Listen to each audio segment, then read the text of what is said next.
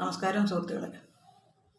നമ്മൾ നിത്യേന എന്നോണം കേൾക്കുന്ന ഒരു ദുഃഖവാർത്ത, ദുരന്ത വാർത്തയാണ് സ്ത്രീധനത്തെ ചൊല്ലിയുള്ള മരണങ്ങൾ, കൊലപാതകങ്ങൾ, ആത്മഹത്യകൾ.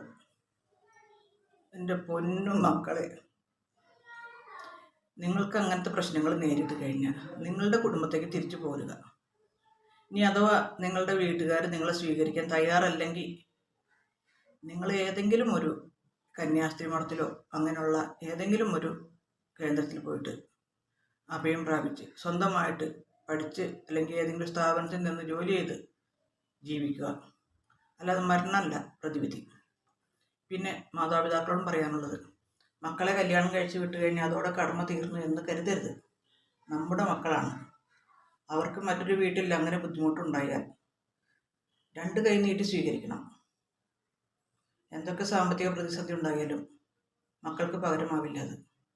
ഓരോ വാർത്തകൾ കാണുമ്പോൾ എനിക്ക് സത്യത്തിൽ ദേഷ്യം തോന്നുന്നത് ആ പെൺകുട്ടികളെ മാതാപിതാക്കളോടാണ്. കുട്ടികളോടുണ്ട്. കാരണം ഒരാളങ്ങനെ നമ്മളെ ഉപദ്രവിച്ചു, ഉപേക്ഷിച്ചു എന്ന് കരുതി അതോടെ ജീവിതം അവസാനിപ്പിക്കാനുള്ളതല്ല. നമ്മുടെ ജീവിതം നമ്മുടെയാണ്. നമുക്ക് മാത്രമാണ് നമ്മുടെ ജീവിതത്തിന്, നമ്മുടെ ശരീരത്തിനും അവകാശം. നമ്മുടെ ജീവനെടുക്കാൻ മറ്റൊരാളെ അനുവദിക്കരുത്. മനസ്സിനെപ്പോഴും ശക്തമാക്കുക. പ്രശ്നങ്ങളുണ്ടാകും. പിന്നെ അടിമയായി നിൽക്കരുത്. അടിമയായി നിൽക്കരുതെന്ന് പറഞ്ഞു കഴിഞ്ഞാൽ ചില കുട്ടികൾ, എനിക്ക് നേരിട്ട് അറിയാവുന്ന കാര്യമായതുകൊണ്ടാണ് ഞാനിങ്ങനെ പറയുന്നത്. ചില സാധാരണ വീടുകളിലായിരിക്കാം. ഇനി മറ്റുള്ള വീടുകളെ പറ്റി എനിക്ക് കണ്ടറിവുള്ളതെന്ന് മാത്രമേ എനിക്ക് പറയാൻ പറ്റുള്ളൂ. കല്യാണം കഴിഞ്ഞു വന്ന പെൺകുട്ടി ഒപ്പം ഇരിക്കാൻ പാടില്ല. ഇരിക്കാനേ പാടില്ല ചിലയിടത്ത്. ഞാൻ നേരിട്ട് കണ്ടിട്ടുള്ളതാണ്, ഞാൻ ചോദ്യം ചെയ്തിട്ടുള്ളതാണ് അത്. ഞാൻ ചോദിച്ചിട്ടുണ്ട്, എന്താ ഇവിടെ നിൽക്കണോ? ഇപ്പോൾ സിനിമയ്ക്ക് പോയി നിൽക്കണോ? ഇരിക്കാൻ പാടുണ്ടോ നിങ്ങളുടെ ഒപ്പം? ഹോട്ടലിൽ പോയി, എല്ലാവരും കൂടി ഹോട്ടലിൽ പോയി ഭക്ഷണം കഴിക്കുമ്പോൾ അവൾ നിൽക്കണോ? മിണ്ടിയില്ല. എൻ്റെ ചോദ്യത്തിന് എൻ്റെ കുടുംബത്തുള്ളവർ തന്നെയാണിത്, അല്ലാണ്ട് വേറെ ഒന്നുമല്ല. അങ്ങനത്തെ അവസരങ്ങളിൽ പെണ്ണുങ്ങൾ പ്രതികരിക്കണം.